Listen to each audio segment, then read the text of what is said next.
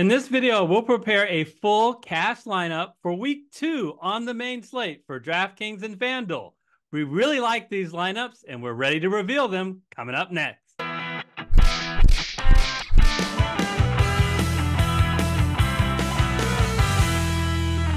Hello, everyone. I'm Eric Lee. And I'm Michael Wiley, and we're the Fantasy Football Consultants. Eric, I know the folks want us to get right to it. We have 3 core players that we want to talk about this week. But first, a shameless plug. As a reminder, folks, to support the show, please smash the like button, share your thoughts in the comments section. And if you haven't yet, please hit the red subscribe button. Eric, let's get started right away. Who do you got first to talk about? Yeah, when we say core players, these are players that we have in both our FanDuel and DraftKings lineup. And the first player is quarterback Jayden Daniels at 6,200 on DraftKings and 7,900 on FanDuel.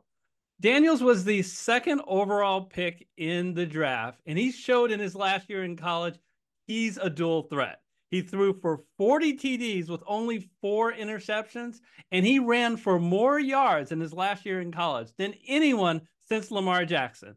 And guess what? In week 1, he ran 16 times for 85 yards with 2 rushing touchdowns, most notably, both of them from 1 yard out. So he could be the goal line back for all we know on this Washington team. And not only that, he's in a pretty good environment as a home favorite, 23 implied total against the New York Giants. That whole rushing floor just offers him a tremendous floor in cash games. Yeah, very, very, very true. And if you have Brian Robinson Jr., Austin Eckler on your fantasy lineups, sorry to tell you, you're going to lose you're going to get a lot of touchdowns snuck away from you. Hey, Eric, I see that I see your call there, and I raise it one in the running back position. Breece Hall, he didn't, folks didn't have a chance to, FanDuel and DraftKings didn't have a chance to price in what was going to happen on Monday. And even though he went up against a really tough 49er defense, perhaps maybe one of the best against the run, and again, with the Jets offense that wasn't necessarily very sharp, he was the guy. He's 7,400 on DraftKings and 8,500 on FanDuel. He had 16 carries. Yeah, he only had 39 rushing yards to go with it, or 54 rushing yards. But he did get involved. You heard what Aaron Rodgers said at the beginning of the season. Garrett Wilson and Breece Hall, those are the guys that we're going to use over and over again. If you watched that game on Monday night, you saw that was the case. He didn't even come off the field. When Aaron Rodgers came off the field late in the game until the very, very end, he had 5 receptions for 39 yards, did get in the end zone. He's going to be the number 1 guy in the Jets. And when they play against softer defenses like they get this week in the Tennessee Titans, who, interestingly enough, were the number 1 pass defense this last week. And the reason why they're the number 1 pass defense is because they're porous against the run. So I think it's going to bode well for Breece Hall, like the price tag this week for this number 1 back. I like this, Michael. We have 3 core players and we have 3 all great runners. I know one was a quarterback, but he still was a great run. He's a great runner. Hall's a great runner. And Kyren Williams is our 3rd guy at $6,800 on DraftKings and $8,000 on FanDuel. Look, the entire fantasy community lost their collective minds when head coach Sean McVay said Williams is going to be returning punts. And people were like, does this mean he's not going to be the featured back anymore? Well, the results are in after 1 week, and here are the facts. Williams got 18 of the 20 running back carries, and he received an overall 21 touches in the game. You say, but it went into overtime. Well, the Rams didn't touch the ball in overtime, so that doesn't count. And this week, he's locked in a shootout game at Arizona. 49 over under with a small 1.5 point spread. So, some of Puka Nakua's workload might shift over to Williams. So I'm really excited that we were able to fit him in both our FanDuel and DraftKings lineups. Yeah, I agree wholeheartedly. I think if folks are thinking Blake Corum has got a lot of star value, maybe later in the season that could happen. But here we are early. I think this price tag is a good one, Eric. Good pick. All right. Okay, so let's go. Let's first do DraftKings, then we'll go over to FanDuel and fill out the rest of our cash lineup. We spent some money with our initial three core players, so let's see how we can shape out the rest of our lineup. So Eric, where do you want to start here? We got shoot. I guess it looks like we have a little over $29,000, 4,900 ahead. We should probably be careful. Where do you want to start? Yeah, we should be careful, but you know what? I like to spend money and ask questions later. Let's go to tight end. And I want to get the best tight end in the land. Yeah, scroll up, way up to the best tight end in the land is Sam Laporta. Let's be honest, at 6,300, he was the consensus tight end in all drafts. And on top of that, he's in a great matchup. He's a home favorite by 7 points with a 29 implied total against Tampa Bay, who historically last year really struggled specifically against tight ends. Now, I know that if you look at the matchup, it doesn't look that bad because it's been one game and he faced Zach Ertz, who wasn't used heavily. But Sam Laporta has every opportunity to go off. The fact that he was a little on the quiet side last week, I have no concerns with that. And I think that it's a very reasonable $6,300 given this guy's ability and potential. Remember, DraftKings is a full PPR. This guy can just load up on receptions. Yeah, just because he's the most expensive tight end doesn't mean he's that expensive. He's really just slightly more than some of the other top guys. So let's put him in there. And since we're spending Okay, money, I thought you were trolling me with that. Okay, thank you. I thought you said just since we're spending money, Eric, I say let's go with the most expensive guy on the slate this week. Let's go with CeeDee Lamb going up against the New Orleans Saints. You say, well, gosh, New Orleans, they're tough, right? Aren't they? The one of the better defense. Well, yeah, of course they were a great defense. They were number one against the run last week, so you've got to throw. You got to throw to get them. Hey, let's face it. CeeDee Lamb, best paid wide receiver right now in NFL. What does that mean? You got to use him. You got to use him, or the fans are gonna be upset. He obviously was the number one wide receiver last year. This last week he got 10 targets, could have had more catches, but of course they played against the atrocious Cleveland Browns this last week. I think he's going to get involved often again this week. I think we got to put him in the lineup. What do you think, Eric? I love it. No one accounts for more of their offense than CeeDee Lamb. And remember, the Cowboys got way up in that game and basically shut down their their offensive attack in the second half. And don't worry about New Orleans being tough on defense at all. When you're looking at the statistics so far this year, they played one game and it was against Carolina. So I think Lamb is going to have a huge day. Now hold on a minute, Michael. Does this lineup really have the best wide receiver in the land, CeeDee Lamb, the best tight end in the land, Sam Laporta, the best running back in the land, Breece Hall, that doesn't count Christian McCaffrey, and maybe even including Christian McCaffrey, given that he's coming off an injury. And we'll see if Mason looks so good, it may, limit the number of snaps he gets if he does play. And Kyron Williams, who's a top running back and a top quarterback potential. And Daniels, what's up with this lineup? Yeah, you never get to do this in DraftKings, and it's all made possible because of where we are in the season and also the benefit of the fact that this late Sunday night game and this Monday night game were, I think, arguably not priced into DraftKings. So you got to take advantage. This is just a once in a lifetime that you can do on DraftKings. Feeling good, Eric, feeling good. All But we got right. no Well, money left. So what are we yeah. going to Well, do? that's it, Michael. See you. No, we got to fill out the rest of this lineup. And I'm going to go with the flex position and get a guy who was super impressive last week at $5,400. So we get definitely the cheapest guy in our lineup so far. And that's J.K. Dobbins. Look, let's be clear about some things. Dobbins will share the workload probably about evenly with Gus Edwards, but Dobbins is going to get far more involved in the passing game, which is so important on DraftKings with the full PPR. And if you watch the Charger Raider game, and I know you did, he just has this burst of speed that I haven't seen from him since before those knee surgeries. And the best thing about Dobbins is who he faces. He is facing the Carolina Panthers, who just gave up 180 yards rushing to New Orleans and a total offense of 379 yards to New Orleans. So, man, basically, I think the ID of their new head coach Harbaugh is he wants to run the ball, and they're going to get up on Carolina, and I think that's what they're going to do. Yeah, no, you're exactly right. And let's not forget J.K. Dobbins when he was drafted out of Ohio State, and even just a couple of years ago in fantasy drafts, was considered one of the best potential running backs.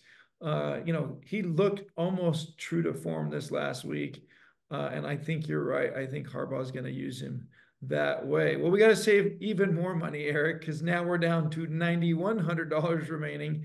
I think we 3,000. know where we're going to go on defense, but before we go there, let's spend a few more dollars, just not a whole lot more. We're going to get down to the $3,000 range, $3,300.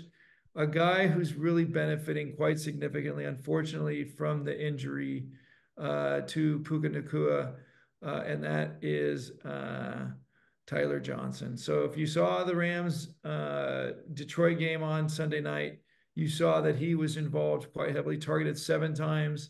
79 yards. Yeah, a lot of those came on one reception. But like you mentioned earlier, this is going to be a shootout game because Arizona can put points on the board and their defense is not strong. So let's save this money with a guy who's going to get lots of targets here in DraftKings because of Puka Nacua injury with Tyler Johnson. No, I like Tyler Johnson, given that Nacua is definitely out because he's on the IR. I know Michael because he's on my fantasy football team. Very annoyed by this. Let's go over to wide receiver and same price. Let's get at $3,300 Alan Lazard in the lineup. So in case you guys haven't noticed, the entire Jet offense, especially in their passing attack, is simply better with Aaron Rodgers at the helm. And I don't know if it's because of Aaron Rodgers or because of the horrible QB play they've had in the past, maybe a combination. But that makes Lazard better too with Aaron Rodgers because let's face it, he has a special connection. You may recall when Aaron Rodgers first went over to the Jets last year, he specifically orchestrated that Lazard was going to come over and join as well. And that chemistry was on display in the very first game of the year. If you click on the first game is there, it shows 6 catches for 9 yards and 89 targets, 89 yards, and 2 touchdowns. Gotta love that. And the price is just absurd at $3,300. Happy to get him in our lineup. Yeah, he was obviously priced before this game. And even though he had a bad drop in that game, Aaron Rodgers still went to him in a couple of situations where you might have thought he'd go, elsewhere, including on the famous, the patented Aaron Rodgers, get him to jump and throw it to the end zone play. So I really like this price tag. I can't believe we can get him for $3,300. But you said it, Michael. It's so true.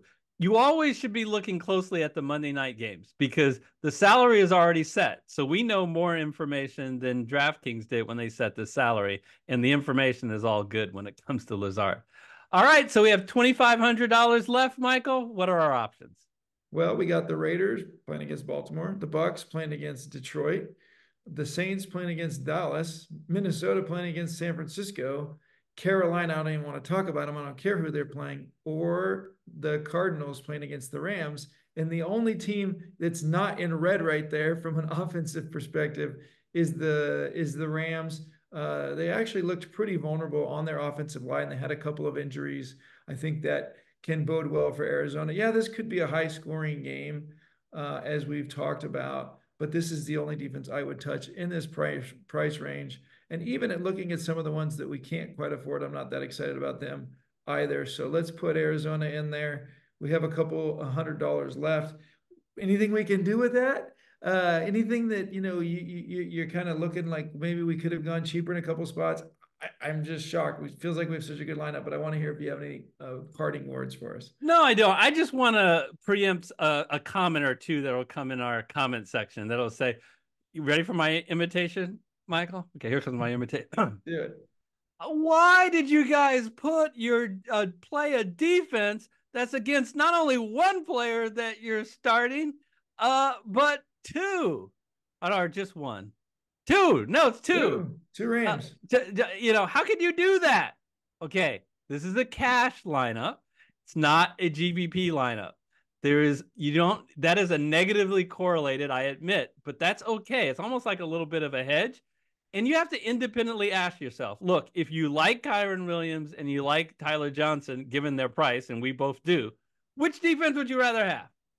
Look at the list that Michael said. Which defense? If you'd rather have another defense, feel free to make the change in your lineup. But we honestly think that the Cardinal defense of those options are the best, and that's why we went there. And just want to quickly comment about the fact that this is a cash lineup again, so we don't have correlation. Like we don't have a quarterback with his wide receiver or an opponent's wide receiver, partially because I don't want any New York Giant wide receivers. Sorry, I said that out loud for the viewers in New York. But really excited about this lineup. I can't come up. Hey, can I throw it to our audience? What changes would you guys have in this lineup? Make it better, because we would love to hear what you would do to make it better. Ready to go to FanDuel? Let's do it. All right. All right, we're on FanDuel, where we have already spent $35,600. So that leaves us a little less than $6,000 per player. Michael, where would you like to start? Let's start with a guy that I can't believe is not in the top five. He played on Sunday night, so maybe they didn't have the benefit of this information when they priced him in, because obviously they're pricing Puka Nacua higher than him. It's Cooper Kupp at $7,700. Arguably the highest producing wide receiver right now with Puka out, because you get half a point for reception. He was targeted a ridiculous 21 times last week, Eric. 21 times. If you watch that game, it was the Cooper Kupp show. He was in motion every play. They kept talking about how he's not the fastest guy, and you knew the ball was going to him, and he still got 14 receptions, 110 yards, got in the end zone. It feels like 2020 again. Cooper Kupp is the guy to get the ball to. You can just tell Matt Stafford is just so comfortable with him. He catches everything. Did you see that toe tap that he had? It was ridiculous. He's such an athlete. He's such a great player. $7,700, put him in my lineup. There's no doubt. I mean, you look at his past seasons that he is talented. The only issue is health, and he's clearly healthy, and Puka Nacua is not. So there is no question he is going to be Matthew Stafford's favorite target. I mean, this guy was getting, in his heyday, close to, in the 9,000 range, and we get him for 7,700. So love it. So I will go ahead and get Kupp in our lineup. Where do we want to go from here? You know what? Let's go to running back. We already have Breece Hall, and I want to pair him up with a guy who, I don't know, I just feel like he is perennially underrated by DraftKings and FanDuel, and especially on FanDuel this week. How about James Conner? So, Michael, I'm going to take a time out to do another impersonation of the average fantasy public. Oh no, James Conner, he's not going to be good this year because they drafted Trey Benson, the rookie. So that's going to eat into Conner's workload. Uh, Maybe by the end of the year, maybe, but week one, no. He out carried Trey Benson 16-3. He got 19 touches. He has always been and will continue to be for the foreseeable future the team's goal line back. When it gets around the 1-2 yard line, they don't. It's not Kyler Murray. It's James Conner, and now he's in a situation which much better scenario than in Buffalo where they were big underdogs. He's a home favorite, a whopping 25 implied total, and we get him for 6,500. I like it. Yeah, what a workhorse he has proven to be over the years. I think it's going to wear on, in the season, and you could see the usage drop, like you say, but not right now in week two against, in this high scoring game. Look at, we got Cup and Connor in the game already together, along with Kyron Williams, who's also in that same game. But like you say, this is one of the shootout games. So, hey, let's go back to wide receiver, get somebody who I think is still priced too low. Again, I think Sunday night game was not priced in. This guy in college was a stud, and we've all known that he can compete with the Amon-Ra St. Brown on the Detroit Lions. It's Jameson Williams. He's priced at $5,700. So keep on going down there, Eric, until you get to $5,700. In this last game, he was targeted 9 times, got 121 yards receiving. He was phenomenal in this game. He, basically was the go-to guy. A little scary for those of you who drafted Amon-Ra St. Brown in your fantasy. I think this guy is as talented, not as physical, clearly, not as strong, maybe not quite as sharp, but he's faster than Amon-Ra St. Brown. And they're trying to put the ball in his hands. And I think they're going to do that again against traditionally one of the toughest run defenses in the league. Detroit's going to have to throw the ball in this game, and I think Jameson Williams is going to be involved at 5,700. I really like this price tag. Eric? Yeah, and I love the game environment. This is going to be another really high scoring game between Tampa Bay and Detroit. And there's been a lot of talk about this guy's potential between suspensions and injuries. He hasn't been able to realize it, but man, he's not injured and he's not suspended now. And he's had a great opening start. Before he's not going to be, my prediction, he's not going to be $5,700 for long. So it's nice to get him at that price at this time. All right. So sticking at wide receiver, I'm actually going to spend a little bit more money than you do to get one of the, I think, is one of the premier wide receivers in all of the NFL at $6,900. Let's take on Rashee Rice. Biggest concern about Rashee Rice in the offseason was, is he going to get suspended because of some of his off-field things? That's not a concern. Certainly not for week two. It's not a concern. And we once again are able to attack one of the highest scoring games on the slate. 47.5 over under as Cincinnati travels to Kansas City. Guy was targeted all the time. Again, not Cooper Kupp numbers like your guy. Okay, not 21, but I mean, this is, I believe, clearly Pat Mahomes' favorite target. And it's clear he was in week one, led all KC receivers in receptions, in yards, and in targets. So I don't know what else you would want out of a wide receiver. I think that the Bengals' health hopefully will come to their wide receiver room a little bit more, which will push Kansas City in this high scoring game to keep passing. Yeah, you got to take advantage of the availability that Rashee Rice has right now before he does get his suspension, which I think is going to come down. A lot of people think, hey, Xavier Worthy, he was such a stud. Don't you think they're going to try and feed him more? No, I think you got to feed the ball to Rashee Rice. He's more physical. He, they're going to want to get him, involved in the game. And these young guys, you got to get them involved early in the season to keep them energized and excited.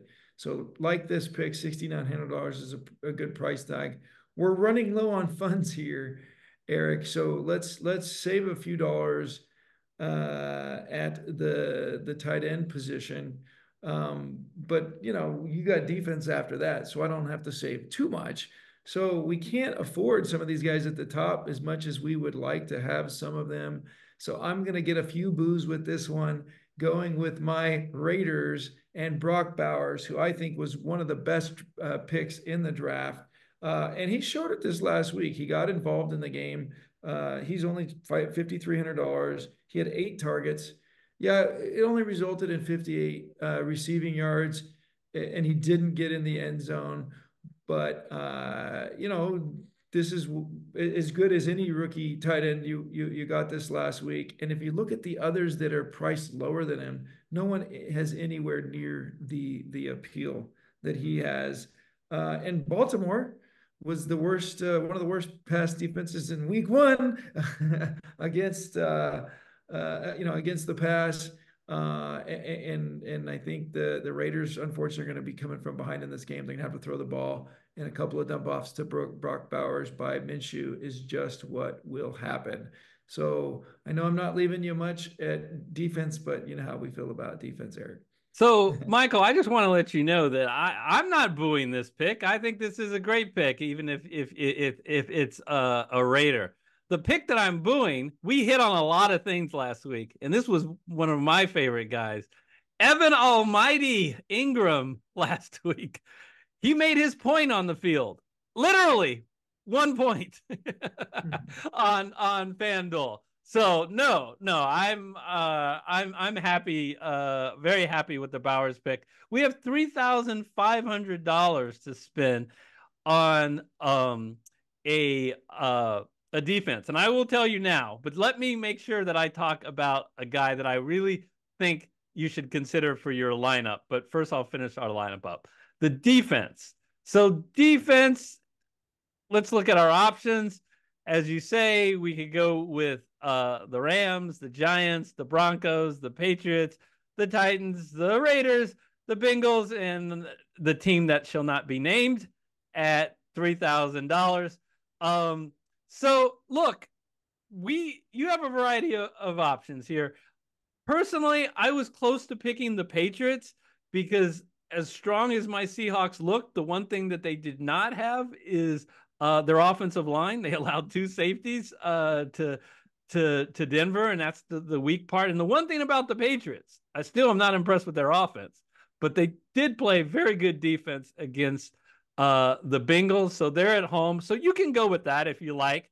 But at the same price, let's go with the Denver Broncos, who's also at home, who is a smaller underdog. And they draw Pittsburgh, the Pittsburgh Steelers. The over-under in this game is only 36.5 points. So how often can you go cheap on defense and the lines makers think it's going to be such a low-scoring game? Usually if a low-scoring game, obviously not many points are scored, offenses are stalling, hopefully some more sacks and maybe some turnovers in there. With Justin Fields, he can turn the ball over.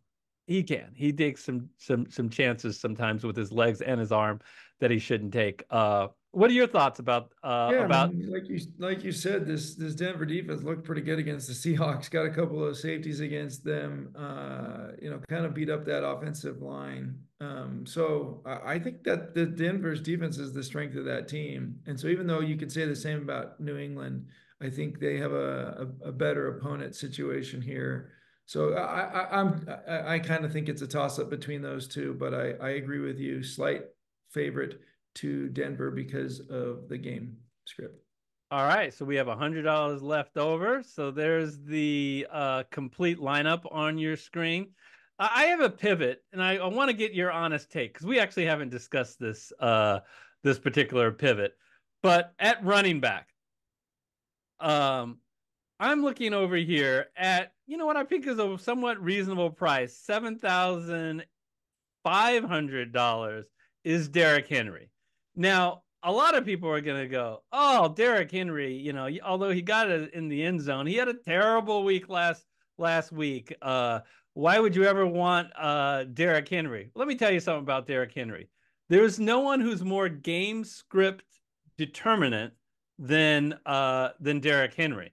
And the Baltimore Ravens were in a position they're not normally in, which is they were almost behind the entire game against the Kansas City Chiefs. No offense to your Las Vegas Raiders, but as 9.5-point favorites, I expect Baltimore from playing from ahead, which I think that they're going to rely far more on Henry than Lamar Jackson, who ran so much because they were passing so much, and he was scrambling for some of those runs. So I don't know. What do you think about Henry as a pivot? And please attack it if you don't like it. No, I completely agree with the fact that this game script bodes well for Derrick Henry. And let's face it, Lamar Jackson should not be running for 100 yards a game. That is just too dangerous to a quarterback who's been banged up in the past. You know who doesn't get banged up? Derrick Henry. That guy can take a workload. So put it on him. I think they will put it on him. He could go off for 200 yards this week against a pretty poor Raiders rushing defense. I mean, they paid him a lot of money to come here, so you figure that's what he would do. Any final comments about this lineup? I got to tell you, I don't like it quite as much as our DraftKings lineup because there wasn't the great bargains that allowed us to but I think it's balanced. Yeah. Michael, I got a good response from these blind rankings that I have done. And the blind rankings, if you're not familiar with it, I will put a link right up here that shows the playlist for the blind rankings.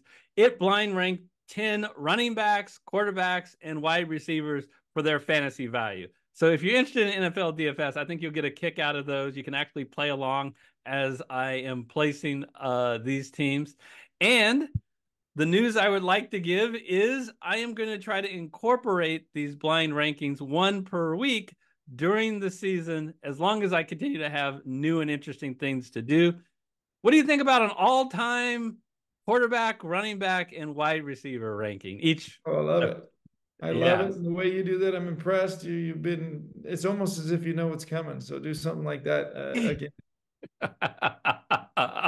Well, I of course don't know because it is blind, but I'll tell you, there are a few takes I was like, that sucked, and it wasn't even disastrously sucking. It just didn't like it, so I would re-record.